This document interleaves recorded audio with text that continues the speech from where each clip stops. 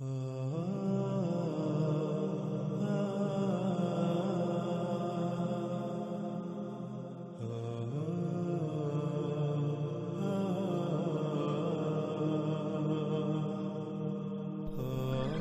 اللہ صلی اللہ علیہ وآلہ وسلم سے پوچھا گیا،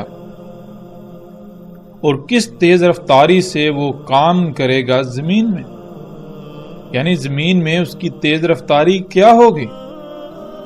تو رسول اللہ صلی اللہ علیہ وآلہ وسلم نے جواب دیا، جیسے غیث، وہ بھی اس کے لیے ناکافی ہوگا جیسے وہ بارش جسے دھکیلتی ہے پیچھے سے ہوا۔ ناظرین، ہم اس روایت کے پہلے حصے پر اپنی پچھلی قسط میں بات کر چکے ہیں، اور روایت کے اس اگلے حصے کو سمجھنے کے لیے ہم اس میں استعمال ہونے والے الفاظ پر ایک بار نظر دوڑاتے ہیں۔ اس میں ایک لفظ استعمال ہوا ہے اسراء۔ اسراء کہتے ہیں تیز رفتاری اور جلدی کو، سفر میں تیز رفتاری اور جلدی، کام کرنے میں تیز رفتاری اور جلدی، اشیاء کو پیک کرنے میں تیز رفتاری اور جلدی، حتیٰ کہ ہر کام میں تیز رفتاری اور جلدی۔ کئی لوگوں کا کام اکیلے اور کئی گنا کم وقت میں کرنا، تیز رفتاری سے کرنا، کئی لوگوں کے اٹھانے کا وقت اکیلے ہی بہت آسانی سے کم وقت میں اور آسانی سے اٹھانا، انتہائی تیز رفتاری سے اٹھا لینا، اشیاء کو ادھر سے ادھر تیز رفتاری اور کم وقت میں لانا اور لے جانا وغیرہ، یعنی ہر کام بہت ہی آسانی اور تیز رفتاری اور انتہائی قلیل مدت میں کم وقت میں انجام دینا۔ اگلا لفظ آ جاتا ہے الغیث۔ الغیث کہتے ہیں بہت سے انسانوں کا مجمع جو انتہائی منظم انداز میں کوئی کام کرتا ہے۔ مثال کے طور پر آپ نے کوئی کام کرنا ہے، سب سے پہلے اس کام کو مختلف حصوں میں تقسیم کریں اور پھر لوگوں کے مختلف گروہ بنا کر انتہائی منظم انداز میں ان سے کام کروائیں، جس سے نہ صرف کام بہترین ہوگا بلکہ وقت بھی بچے گا اور کام انتہائی آسانی سے ہوگا اور پھر کام بھی زیادہ ہو۔ اور اس کے علاوہ الغیث بارش کو بھی کہتے ہیں۔ رسول اللہ صلی اللہ علیہ وآلہ وسلم سے جب سوال کیا گیا کہ وہ کتنا عرصہ رہے گا، تو رسول اللہ صلی اللہ علیہ وآلہ وسلم نے جواب دیا کہ 40 ایام، یوم جیسے کہ سال ہوں اور یوم جیسے کہ مہینہ اور یوم جیسے کہ ہفتہ۔ یعنی اس سوال کا جواب ملنے کے بعد انہوں نے پھر سوال کیا کہ کیا اس یوم یعنی جو سال، مہینے اور ہفتے کے برابر ایام ہوں گے، ان میں ایک ہی یوم کی صلاۃ کافی ہوگی؟ جس کے جواب میں رسول اللہ صلی اللہ علیہ وآلہ وسلم نے کہا کہ اس کے لیے پورا حساب کتاب لگا لینا جو قدر میں ہے۔ قدر کہتے ہیں بہت باریکی سے پورے حساب کتاب، علم و حکمہ کے ساتھ کوئی کام انجام دینا، رائے برابر بھی فرق نہ چھوڑنا۔ اس جواب سے صحابہ رضی اللہ تعالیٰ عنہ کو یہ پتا چل گیا کہ دن رات جیسے ہیں ویسے ہی ہوں گے، ان میں کسی قسم کی کوئی رد و بدل نہیں ہوگی، لیکن حقیقت یہ ہے کہ اس کی کوئی بھی کام کرنے کی رفتار ایسے ہوگی کہ جو کام ہم سالوں میں انجام دیتے ہیں وہی کام وہ ایک یوم میں انجام دے گا، کہ اس کی ہر کام میں رفتار انتہائی تیز ہوگی۔ جب صحابہ پر یہ بات واضح ہوئی تو تب انہوں نے دجال کی تیز رفتاری کا سوال کیا کہ وہ کس تیز رفتاری سے کاموں کو انجام دے گا۔ صحابہ رضی اللہ تعالیٰ عنہ نے رسول اللہ صلی اللہ علیہ وآلہ وسلم سے سوال کیا، اور کیا اسراء ہوگی اس کی زمین میں، یعنی وہ ہر کام کس تیز رفتاری سے کرے گا؟ تو اس کے جواب میں رسول اللہ صلی اللہ علیہ وآلہ وسلم نے کہا، جیسے الغیث یعنی جیسے انسانوں کا مجموعہ کسی کام کو آپس میں تقسیم کر کے بہت منظم انداز میں انجام دیتا ہے ویسے ہی کرے گا، وہ بھی اس کے لیے ناکافی ہوگا۔ ناکافی ہوگی اس کے لیے ہوا، یعنی وہ ہوا سے بھی تیز رفتار ہوگا۔ اس کی تیز رفتاری بالکل ایسے ہوگی جیسے کہ وہ بادل جن کو پیچھے سے ہوا اڑاتی ہے۔ ناظرین، یہاں ایک اور لفظ پر ہم بات کرتے ہوئے آگے بڑھتے ہیں، اور وہ لفظ ہے یوم۔ عام طور پر یوم سے مراد دن لیا جاتا ہے، لیکن عربی میں یوم کہتے ہیں ایک مدت کو، ایک پیریڈ کو، ایک مرحلے کو، یعنی نقطہ آغاز سے نقطہ انجام تک کا جو مرحلہ ہوتا ہے، جو مدت ہوتی ہے، اس کو عربی میں یوم کہتے ہیں، اور ہر شے کا یوم الگ الگ ہوتا ہے۔ یعنی انسان جو کام سالوں میں انجام دیتے ہیں، جب دجال آئے گا، دجال زمین پر موجود ہوگا، اس کا وجود ہوگا، تو وہی کام دجال ایک ہی یوم میں، ایک ہی مرحلے میں، ایک ہی مدت میں انجام دے گا، انتہائی تیز رفتاری کے ساتھ، انتہائی قلیل مدت میں، انتہائی کم وقت میں۔ رسول اللہ صلی اللہ علیہ وآلہ وسلم کا یہ کہنا کہ اس کا یوم جیسے کہ سال، اور اس کا یوم جیسے کہ مہینے، اور اس کا یوم جیسے کہ ہفتے، اور باقی ایام جیسے کہ تمہارے ایام۔ یعنی جب دجال نہیں ہوگا تو تب انسان جو کام سالوں میں انجام دیں گے، وہی کام جب دجال آئے گا، دجال زمین پر موجود ہوگا، اس کی ابتدا ہوگی، اس کا پہلا یوم ہوگا، تو اسی کام کو وہ ایک ہی یوم، ایک ہی مرحلے میں انجام دے گا، انتہائی تیز رفتاری اور انتہائی کم مدت میں۔ وہ انسانوں کو اپنی اتباع کی دعوت دے گا، اپنے آپ کو رب بنانے کی دعوت دے گا، تو انسان جب اس کی دعوت کو تسلیم کرتے ہوئے اس کو اپنا رب بنا لیں گے، تو پھر پہلے جو کام انسان سالوں میں کیا کرتے تھے، وہی کام اب انسان ایک ہی یوم میں کریں گے، ایک ہی مرحلے، ایک ہی مدت میں کریں گے۔ یعنی انسانوں کی رفتار دجال کو رب بنا لینے سے تیز ہو جائے گی، اور دجال اسی پر اکتفا نہیں کرے گا، بلکہ اس میں مزید جدت آئے گی۔ اس کا اگلا یوم، اس کا اگلا پیریڈ، اگلا مرحلہ یہ ہوگا کہ جب انسان اس کو رب بنانے کے باوجود جو کام مہینوں میں کریں گے، دجال اسی کام کو ایک یوم میں کرے گا۔ تو پھر ایسا ہوگا کہ انسان جو کہ دجال کو پہلے ہی رب بنا چکے ہوں گے، تو انسانوں کی رفتار بھی تیز ہو جائے گی۔ تو جو کام وہ پہلے انتہائی تیز رفتاری کے باوجود مہینوں میں کرتے تھے، پھر ان کی رفتار مزید بڑھنے سے وہی کام وہ ایک ہی یوم میں کرنا شروع کر دیں گے، اور دجال اسی پر اکتفا نہیں کرے گا، یعنی دجال کا اگلا یوم آئے گا، دجال کا اگلا مرحلہ آئے گا۔ تو جو کام دجال کو رب بنانے کے باوجود انسان انتہائی تیز رفتاری کے باوجود مہینوں میں انجام دیں گے، دجال وہی کام ایک ہی یوم، ایک ہی مرحلے میں انجام دے گا۔ انسان جو کہ دجال کو پہلے ہی رب بنا چکے ہوں گے، تو اس وجہ سے انسانوں کی رفتار بھی مزید تیز ہو جائے گی۔ تو پھر اس تیز رفتاری کے باوجود جو کام انسان ہفتوں میں انجام دیں گے، وہی کام دجال ایک یوم میں انجام دے گا۔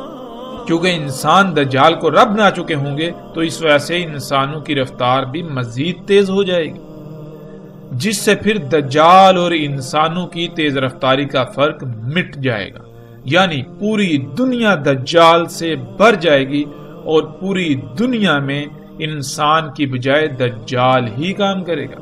اور دجال کیا ہے وہ ہم جان چکے ہیں، اور اگر ہم اس بات کو ایک لمحے کے لیے نظر انداز کر بھی دیں تو ناظرین غور کریں کہ آج وہ کون سی شے ہے، یا پھر کیا آج کام انتہائی تیز رفتاری سے ہو رہے ہیں؟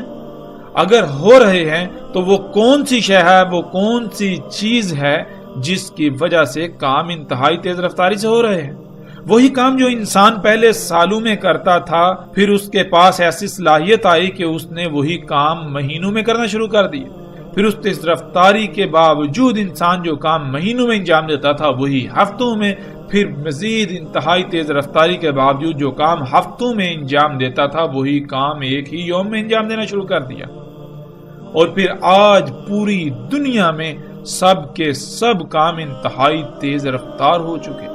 انسانوں کی اپنی کوئی اہمیت و حیثیت رہی ہی نہیں۔ اگر کسی شے کی اہمیت و حیثیت ہے تو وہ اسی کی جس کی وجہ سے پوری دنیا میں اتنی جدت اور تیز رفتاری آ چکی ہے۔ اور وہ کیا شے ہے آج ہم اپنی آنکھوں سے دیکھ رہے ہیں۔ ان اشیاء کو آج ہم مشینیں کہتے ہیں۔ مشین کسے کہتے ہیں؟ مشین کہتے ہیں ایسے آلے کو یا ایسی شے کو جو انسان کے لیے نہ صرف سہولت و آسانی پیدا کر دے، بلکہ وہ ہر کام کو انتہائی تیز رفتاری کے ساتھ کرے۔ وہ کام جو کئی انسان مل کر کرتے ہیں، وہی کام وہ انتہائی آسانی سے، انتہائی کم مدت میں، کم وقت میں اکیلے ہی انجام دے دے، اکیلے ہی کرے۔ اور پھر یہی نہیں، آج انسان انہی مشینوں کو اپنے لیے فائدہ مند سمجھتے ہیں، اپنے لیے مسیحا سمجھتے ہیں، لیکن کیا یہ مسیحا ہے؟ کیا حقیقت یہی ہے؟ انسان ان مشینوں کا صرف ایک ہی پہلو، ایک ہی روح دیکھتے ہیں، وہ روح جو انہیں فائدہ مند نظر آتا ہے، لیکن اس کا دوسرا روح اسے یکسر نظر انداز کر دیتے ہیں۔ اس کا دوسرا پہلو یکسر نظر انداز کر دیتے ہیں، وہ پہلو جس پر ہم گزشتہ ایک ساتھ میں کچھ گفتگو کر چکے ہیں اور آئندہ ایک ساتھ میں بھی مزید تفصیل کے ساتھ گفتگو کریں گے کہ انہی مشینوں کو ایسے پوری دنیا فساد سے بھر چکی ہے، زمین و آسمان فساد زدہ ہو چکے ہیں۔ دنیا میں کوئی ایک بھی مخلوق ایسی نہیں جو فساد سے پاک ہو، جو طرح طرح کی تباہیوں، مصیبتوں اور تکالیف کا سامنا نہ کر رہی ہو، انہی مشینوں کی وجہ سے۔ اور یہ پہلو جس سے انسان یکسر غافل ہے، جس کو یکسر نظر انداز کیے ہوئے ہیں، اسی کی وجہ سے پوری دنیا زلزلوں کی لپیٹ میں ہے، سیلابوں کی لپیٹ میں ہے، طرح طرح کی بیماریوں کی لپیٹ میں ہے، طرح طرح کی مصیبتوں، تکلیفوں اور ہلاکتوں کی لپیٹ میں ہے۔ اس کے باوجود انسان اسے اپنے لیے مسیحا سمجھتے ہیں۔ اور ناظرین، آج ہم دیکھیں کہ کیا انہی مشینوں کی وجہ سے ہر کام انتہائی تیز رفتاری اور کم وقت میں نہیں ہو رہا؟ وہ کون ہے جو ہر کام کو انتہائی تیز رفتاری اور کم وقت میں اور بہت ہی آسانی سے کر رہا ہے؟ وہ یہی مشینیں ہیں، وہ یہی انسان کی ایجادات ہیں، انسان کے اپنے ہی ہاتھوں سے خلق کردہ مخلوقات ہیں، جن کو اس نے اللہ کے مقابلے پر اپنے لیے خلق کیا، جن کو وہ اپنے لیے مسیحا سمجھتا ہے، جن کو وہ اپنے لیے فائدہ مند سمجھتا ہے۔ وہ کون سی اشیاء ہیں جن کی رفتار ان بادلوں سے بھی تیز ہے جن کو پیچھے سے ہوا دھکیلتی ہے؟ جب آپ غور کریں تو بالکل یہی مشینیں جو بالکل بادلوں کی طرح اڑتی ہیں، ان بادلوں کی طرح جن کو پیچھے سے ہوا دھکیلتی ہے۔ یہ مشینیں یعنی جہاز جب یہ اڑتے ہیں تو بالکل اسی طرح جیسے کہ بادل اڑتے ہیں، گرجتے ہوئے۔ پھر ان کو پیچھے سے کون دھکیلتا ہے؟ ان کو جیسے بادلوں کو پیچھے سے ہوا دھکیلتی ہے، بالکل اسی طرح ان مشینوں کو، ان جہازوں کو پیچھے سے ہوا دھکیلتی ہے، جس کی وجہ سے یہ آگے سفر کرتے ہیں۔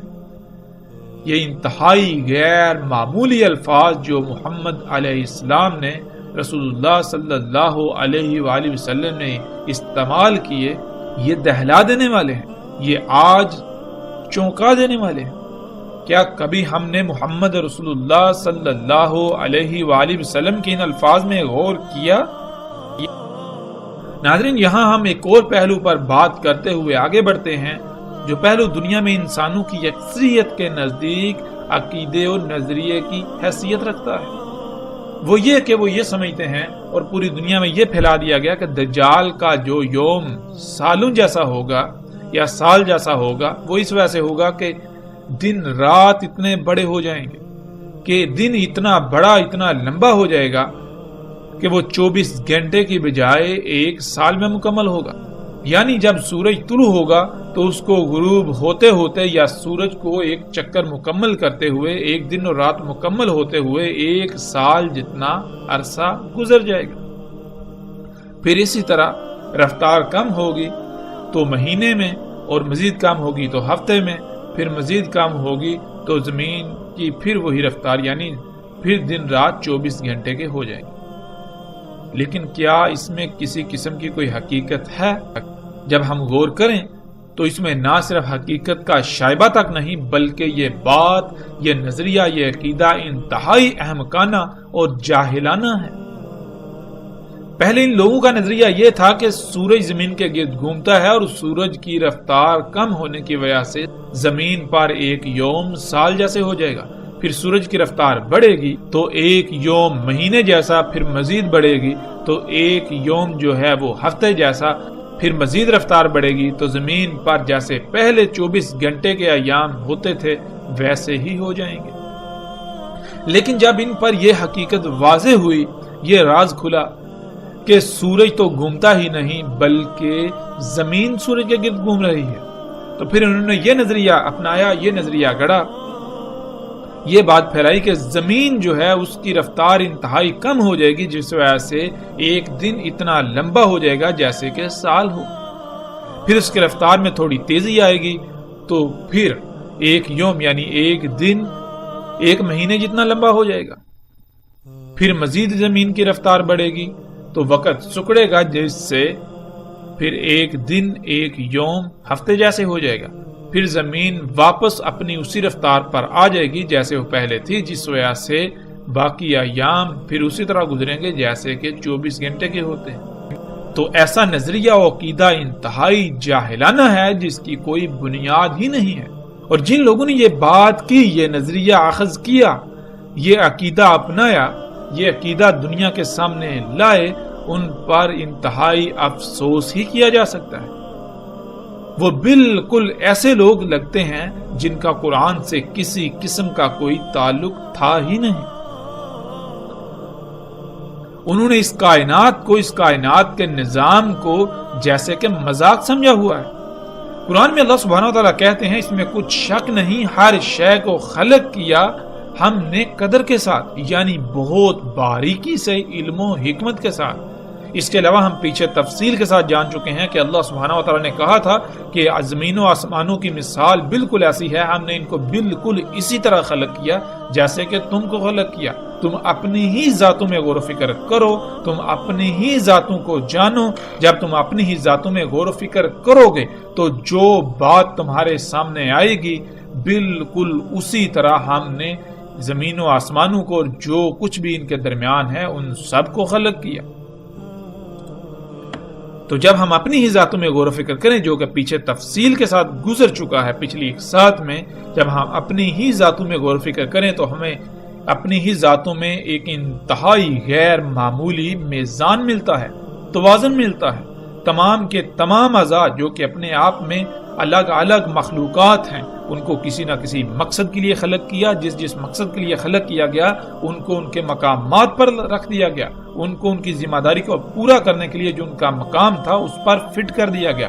جب تک تمام کے تمام اعضاء جو کہ مخلوقات ہیں اپنے اپنے مقام پر رہتے ہوئے اپنی اپنی ذمہ داری کو پورا کریں گے تو تب جسم میں میزان، جسم میں توازن برقرار رہے گا. اگر کوئی ایک بھی مخلوق اپنی ذمہ داری سے لاپرواہی کرتی ہے، اپنی رفتار میں کمی یا زیادتی کرتی ہے، تو اس سے پورے جسم میں جو قائم توازن ہے وہ بگڑ جائے گا، جس کی وجہ سے جسم میں تباہیاں آئیں گی جنہیں ہم بیماریوں کا نام دیتے ہیں. اور یہی اللہ سبحانہ و تعالیٰ نے کہا اس میں کچھ شک نہیں، ہر شے کو خلق کیا ہم نے قدر کے ساتھ، یعنی بہت ہی باریکی سے، علم و حکمت کے ساتھ خلق کیا. اللہ سبحانہ و تعالیٰ نے ہر شے کو قدر کے ساتھ خلق کیا ہے. جیسے ایک گاڑی ہوتی ہے یا ایک مشین ہوتی ہے، اگر اس میں چھیڑ چھاڑ کی جائے گی تو وہ خراب ہو جائے گی. جیسے انسان اپنی ہی ذات کو لے لے، انتہائی پیچیدہ ترین تخلیق ہے، تمام کے تمام اعضاء کو بہت باریک بینی اور علم و حکمت سے خلق کیا گیا، خلق کر کے انہیں ان کے مقام پر لگا دیا گیا. اگر ان کے مقام میں تبدیلی کی جائے گی، یعنی اگر جسم سے خون نکال لیا جائے تو کیا ہوگا، دل نکال لیا جائے تو کیا ہوگا، اسی طرح جسم میں کوئی بھی تبدیلی کی جائے جو اس نقشے میں نہ ہو جس نقشے کے مطابق انسان کو اللہ سبحانہ وتعالی نے خلق کیا، تو جسم کا نظام بگڑ جائے گا، جسم کا توازن بگڑ جائے گا اور خرابیوں یعنی بیماریوں کا شکار ہو کر بڑی تباہی یعنی موت کا شکار ہو جائے گا. بالکل اسی طرح اللہ سبحانہ وتعالی نے آسمانوں اور زمینوں اور جو کچھ بھی ان کے درمیان ہے ان کو خلق کیا.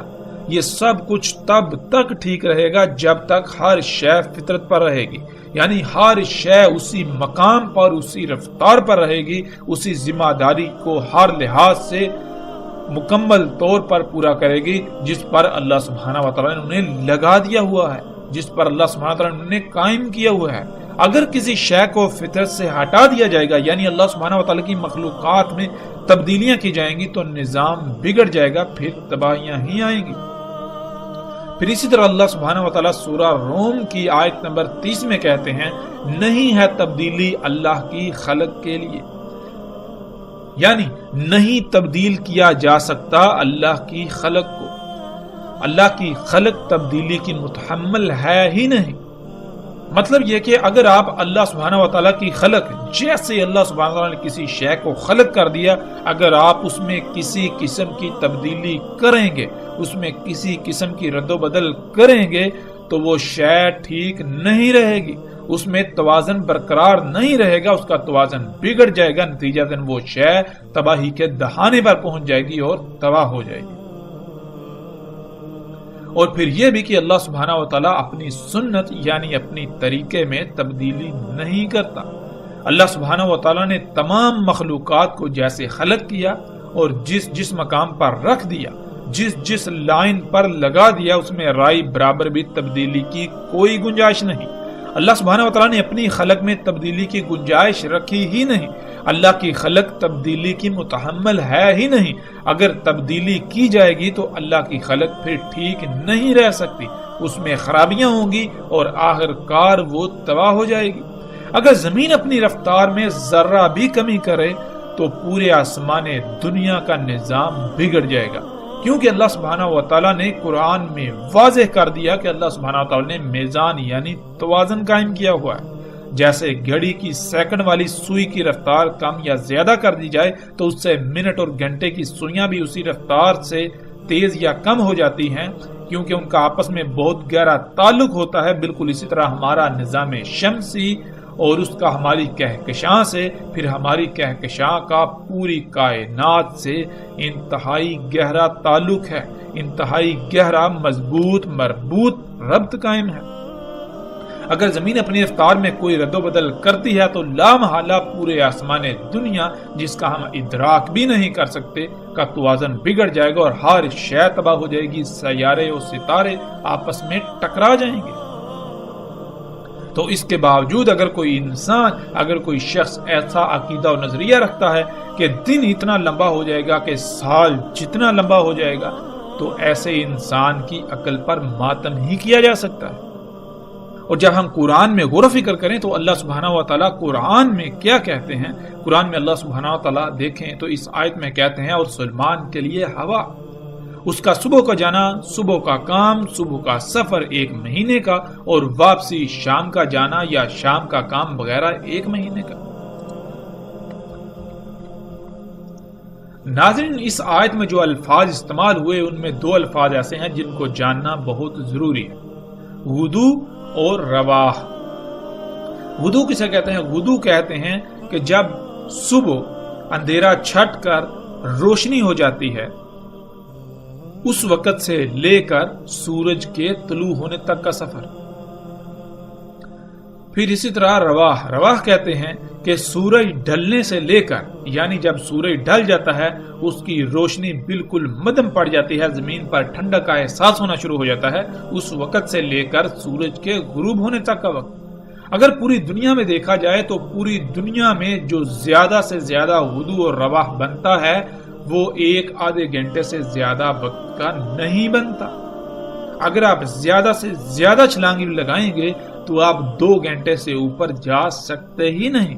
قرآن میں اللہ سبحانہ تعالیٰ کہتے ہیں کہ سلیمان علیہ السلام کا غدو 1 مہینے کا اور رواح 1 مہینے کا۔ سلیمان علیہ السلام کا لافہ اس جگہ پر تھا جسے آج دنیا اردن کے نام سے جانتی ہے۔ پوری دنیا میں غدو اور رواح کا وقت الگ الگ نکلتا ہے۔ بیت المقدس میں پورے سال کا اوسطاً اگر غدو اور رواح کا وقت حساب کتاب کر کے نکالا جائے تو غدو 2 گھنٹے یا اس سے بھی کم وقت کا، اور اسی طرح رواح بھی 2 گھنٹے یا اس سے کم وقت کا ہی نکلتا ہے۔ یعنی سلیمان علیہ السلام کے 2 گھنٹے زمین پر باقی تمام انسانوں اور ہمارے 1 مہینے کے برابر تھے۔ یوں سلیمان علیہ السلام کا 1 یوم ہمارے 1 سال کے برابر تھا۔ اب ایسا ہرگز نہیں تھا کہ باقی انسانوں پر 1 سال مکمل ہو جاتا تو سلیمان علیہ السلام پر صرف 1 دن اور رات گزرتا، یا سلیمان علیہ السلام پر محض زیادہ سے زیادہ 2 گھنٹے گزرتے اور باقی انسانوں پر 1 مہینہ گزر جاتا، بلکہ سلیمان علیہ السلام کو اللہ سبحانہ وتعالی نے جو اسباب دیے تھے، جو ٹیکنالوجی ان کے پاس تھی، اس ٹیکنالوجی سے سلیمان علیہ السلام ایک کام 1 یوم میں مکمل کر لیتے تھے، اور وہی کام باقی انسان 1 سال یا اس سے بھی زائد عرصے میں مکمل کر پاتے ہیں۔ جو کام ان اسباب کی وجہ سے سلیمان علیہ السلام محض زیادہ سے زیادہ 2 گھنٹے میں انجام دے لیتے تھے، پورا کر لیتے تھے، وہی کام باقی انسان 1 مہینے یا اس سے بھی زائد مدت میں پورا کرتے تھے۔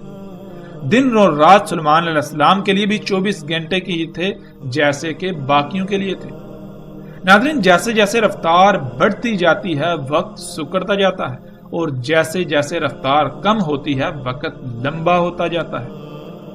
مثال کے طور پر اگر آپ پیدل کہیں جاتے ہیں اور آپ کو پیدل وہ سفر کرنے میں 1 مہینہ لگتا ہے، اب ایک دوسرا انسان وہ دجال کے گدھے پر یا اس دابے پر سوار ہو کر جاتا ہے تو وہ وہی سفر محض چند گھنٹوں میں یا چند منٹوں میں طے کر لے گا، تو اس کے چند گھنٹے آپ کے 1 مہینے کے برابر ہو گئے۔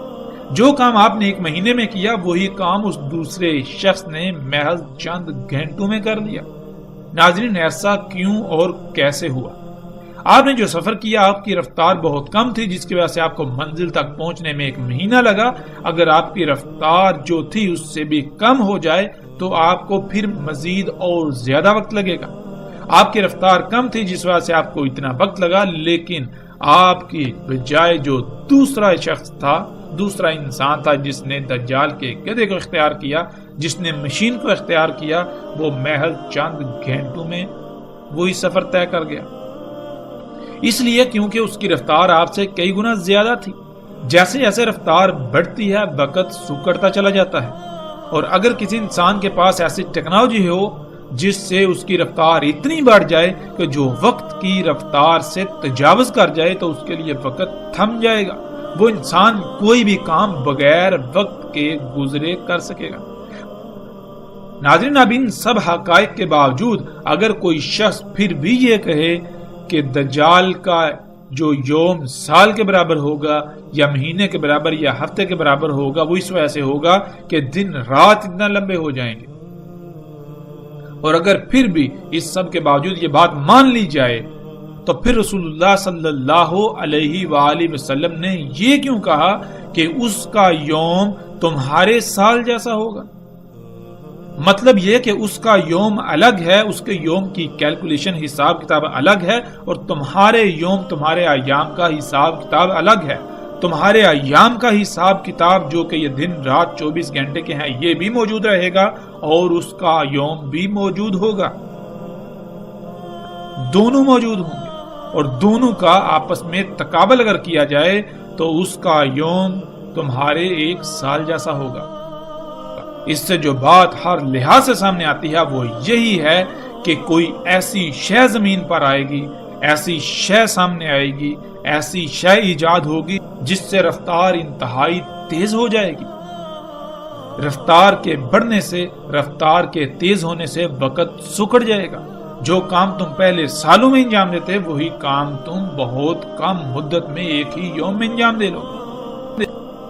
اور ناظرین، آج جب ہم غور و فکر کریں تو وہ کون سی شے ہے جس کی وجہ سے یہ سب کچھ ممکن ہوا؟ جو کام انسان پہلے سالوں میں کرتے تھے آج وہی کام انتہائی تیز رفتار سے، انتہائی آسانی سے، انتہائی کم وقت میں کیا جا رہا ہے۔ وہ یہی مشینیں ہیں، وہ یہی ایجادات ہیں، وہ تمام کی تمام اشیاء، وہ تمام کی تمام اشیاء جن کو انسان نے اللہ کے مقابلے پر اپنے لیے خلق کیا، جنہیں وہ اپنے لیے مسیحا سمجھتا ہے، اپنے لیے فائدہ سمجھتا ہے، جن کی وجہ سے پوری دنیا انسان کے لیے جنت کا منظر پیش کر رہی ہے۔ جنت کہتے ہیں ایسی جگہ کو، ایسے مقام کو جہاں پر آپ کو طرح طرح کی سہولیات و آسائشیں و آسانیاں میسر ہوں، آپ کو مشقت نہ کرنی پڑے۔ تو آج پوری دنیا میں جب ہم غور و فکر کریں تو مشقت انسان کی بجائے دجال یعنی یہی مشینیں کر رہی ہیں۔ انسان کو مشقت کرنا ہی نہیں پڑ رہی، اور یہ جنت محض دھوکے کی جنت ہے، دھوکے کے سوا کچھ نہیں۔ حقیقت میں یہ نہ صرف دنیا میں بھی جہنم ہے بلکہ آخرت میں بھی جہنم، اس کا انجام عنقریب جہنم ہے۔ یہ دنیا جو اس وقت جنت کا منظر پیش کر رہی ہے، عنقریب یہ اسی ٹیکنالوجی کی وجہ سے، انہی ایجادات کے دوسرے پہلو کی وجہ سے، جو پہلو انسانوں سے چھپا ہوا ہے یا جان بوجھ کر چھپا دیا گیا، اس کی وجہ سے ان قریب جہنم میں بدل جائے گی۔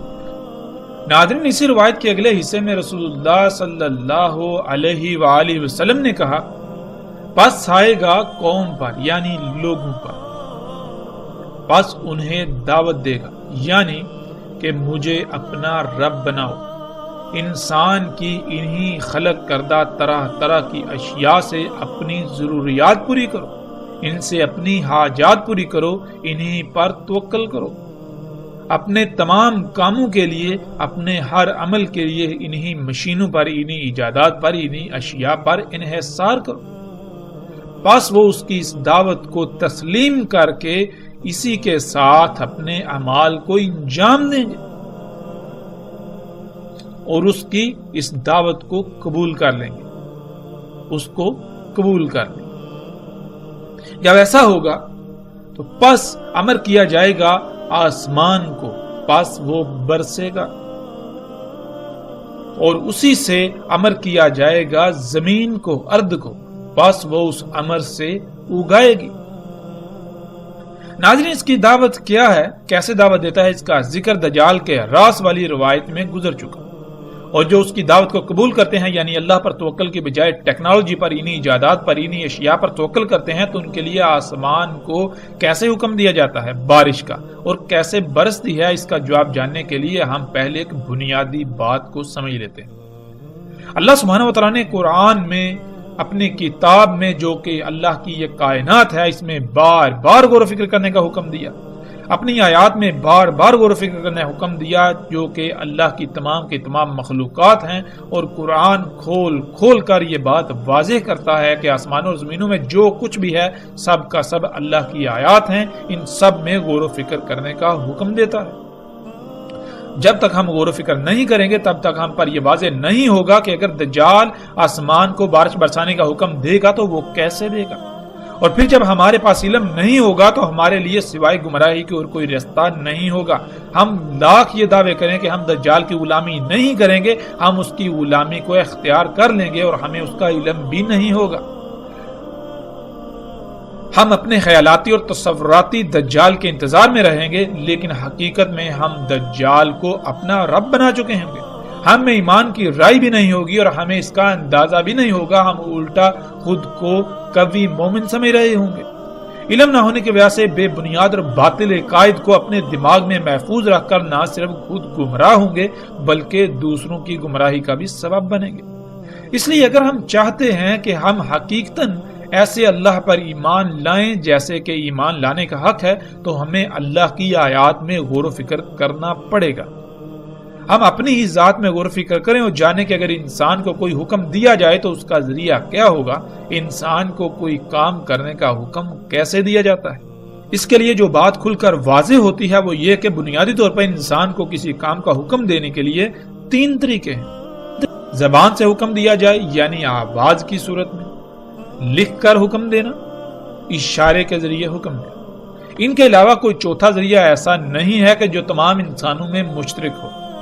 چوتھا یا اس سے زائد بھی ہو سکتے ہیں، لیکن وہ صرف انہی لوگوں کے لیے ہوں گے جن میں وہ قابلیت ہوگی اور انہوں نے محنت سے وہ قابلیت حاصل کی ہوگی، جیسے کہ اللہ کا قانون ہے۔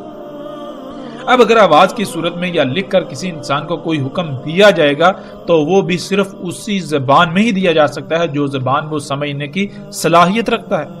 یعنی ایسا نہیں ہے کہ آپ کو جو زبان آتی ہی نہیں، جس زبان کو آپ سمجھتے ہی نہیں، اس زبان میں آپ کو حکم دیا جائے تو پھر اگر ایسا کیا جائے گا تو اس حکم کا کوئی فائدہ نہیں ہوگا۔ ایسا حکم نہ دینے کے برابر ہوگا، اس کی حیثیت ایسے ہی ہوگی گویا کہ حکم دیا گیا ہی نہیں۔ مثال کے طور پر اگر آپ کی زبان اردو ہے تو آپ کو اردو میں ہی حکم دیا جائے گا، اور اگر حکم دینے والوں کو اردو نہیں آتی یا پھر آپ اردو کے علاوہ کوئی اور بات نہیں سمجھتے اور اس کی زبان کوئی اور ہے یا اس کا طریقہ کوئی اور ہے، تو پھر اس کے لیے سب سے پہلا کام یہ ہوگا کہ وہ کوئی ایسا ذریعہ حاصل کرے جس میں اس کی بات سمجھ کر آپ تک پہنچانے کی صلاحیت، جسے ہم اردو میں ترجمان کہتے ہیں، کہ وہ اس کی زبان بھی سمجھتا ہو اور آپ کی بھی، اور وہ انسان اس کے ذریعے سے آپ کو حکم دے گا۔ ایسے ہی مثال کے طور پر اگر آپ کو چائنیز نہیں آتی اور آپ کو چائنیز میں حکم دیا جائے تو کیا آپ سمجھ سکیں گے؟ سوال ہی پیدا نہیں ہوتا۔ بالکل اسی طرح آپ کسی جانور کو کوئی حکم دینا چاہیں تو اسی ذریعے سے حکم دیں گے جس ذریعے سے وہ جانور آپ کا حکم سمجھ سکے، نہ کہ آپ اپنی زبان میں جانور کو حکم دینا شروع کر دیں گے۔ جب وہ آپ کا حکم سمجھے گا تو اس پر عمل کر پائے گا، ورنہ عمل کا تو سوال ہی پیدا نہیں ہوتا۔ ایسا ہرگز نہیں ہے کہ آپ اپنی زبان سے کسی جانور کو کچھ کہیں تو وہ فوری اس پر عمل کرے گا، نہیں، بلکہ جو بھی جانور ہے وہ جس طرح حکم سمجھنے کی صلاحیت رکھتا ہے اسی طریقے سے اسے حکم دیا جائے گا۔ بالکل اسی طرح اللہ کی تمام مخلوقات کا معاملہ ہے۔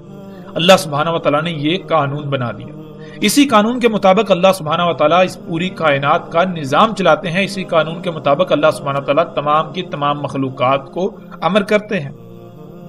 یہی اللہ سبحانہ و تعالیٰ کا قانون ہے، یہی اللہ سبحانہ و تعالیٰ کی سنت یعنی طریقہ ہے، اور اللہ سبحانہ و تعالیٰ خود بھی اپنی سنت کے خلاف کام نہیں کرتا۔ یہ اللہ سبحانہ و تعالیٰ کا قانون ہے۔ دجال آسمان کو حکم دے گا تو آسمان بارش برسائیں گے۔ آسمان فضا کو کہتے ہیں، اگر وہ اس فضا کو حکم دے گا جس فضا سے اللہ سبحانہ وتعالی بارشیں برساتے ہیں تو اسی طرح امر کرنا پڑے گا جیسے اللہ سبحانہ وتعالی امر کرتے ہیں۔ اور اللہ سبحانہ وتعالی کے علاوہ کوئی بھی تب تک آسمانوں کو بارش کا حکم نہیں دے سکتا جب تک کہ اس کے پاس علم اور اسی طرح امر کرنے کی صلاحیت موجود نہ ہو۔ لیکن ایک بات جو قابل غور ہے، رسول اللہ صلی اللہ علیہ وآلہ وسلم نے کہا کہ دجال امر کرے گا آسمان کو بارش برسانے کا۔ اب اس امر کے پیچھے کون ہوگا وہ الگ بات ہے، لیکن جو براہ راست آسمان کو بارش کا امر کرے گا وہی دجال ہوگا۔ آسمان کو بارش برسانے کا حکم دینا تو پہلے وہ علم ہونا لازم ہے کہ کس طرح آسمان کو بارش کا حکم دیا جاتا ہے۔ اللہ سبحانہ و تعالیٰ نے بارش برسانے کا جو قانون بنا دیا اسی کے مطابق ہی بارش برسائی جا سکتی ہے۔ ایسا ہرگز نہیں کہ کوئی انسان یا کوئی بھی ہو وہ آسمان کو اللہ کے قانون کے علاوہ کسی اور طریقے سے حکم دے اور آسمان بارش برسائیں، ایسا ممکن ہی نہیں۔ اگر ایسا ممکن ہوتا تو انسان جب اس معاملے میں اللہ کا محتاج تھا تو اللہ سے دعائیں کرنے کے بجائے خود ہی اپنی زبان سے کہتا کہ آسمان بارش برسا، اور آسمان بارشیں برسانا شروع کر دیتے، جو کہ ہمیں علم ہے ایسا ناممکن ہے۔ تو پھر یہ بات بالکل واضح ہو جانی چاہیے کہ کوئی بھی ہو اگر آسمان کو بارش برسانے کا حکم دے گا تو وہ زبان سے نہیں بلکہ اسی طریقے سے دے گا جیسے اللہ نے قدر میں کر دیا۔ البتہ یہ بات الگ ہے کہ اللہ سبحانہ و تعالیٰ نے قدر میں آسمان کو کب کب اور کتنی بارش برسانے کا قانون وضع کیا جس سے کائنات میں قائم میزان برقرار رہے گا۔ اس کا علم صرف اللہ سبحانہ وتعالیٰ کو ہے، اس کے علاوہ کسی اور کو نہیں۔ البتہ اس کے پاس ہو سکتا ہے جو اللہ کی خلق کی ہوئی پوری کائنات کا علم حاصل کر لے، اور ایسا اللہ کے قانون میں رکھا ہی نہیں۔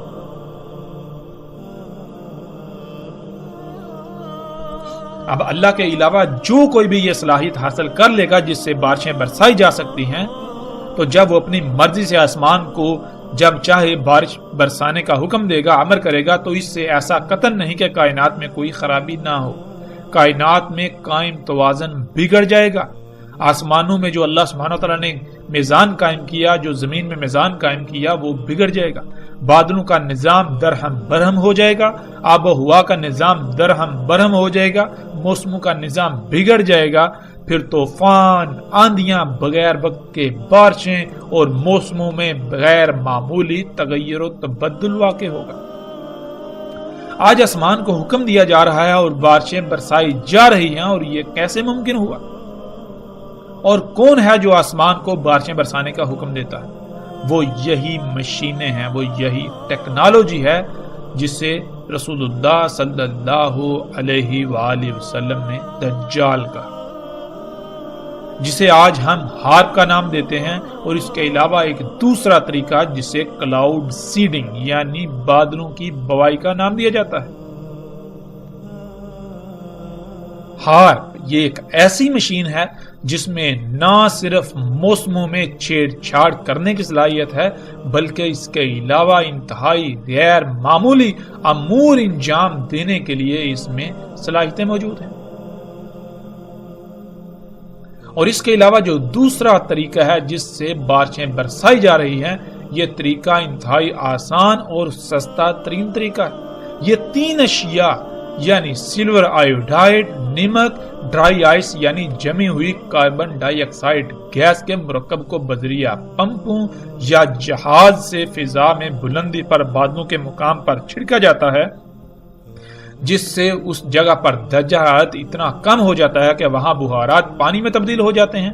سلور آیوڈائڈ اور نمک ان ٹھنڈے بخارات کو ایک دوسرے سے ملاتے ہیں جن سے قطرہ وجود میں آتا ہے اور زمین اسے اپنی طرف کھینچ لیتی ہے۔ یوں آج پوری دنیا میں بارشیں برسائی جا رہی ہیں۔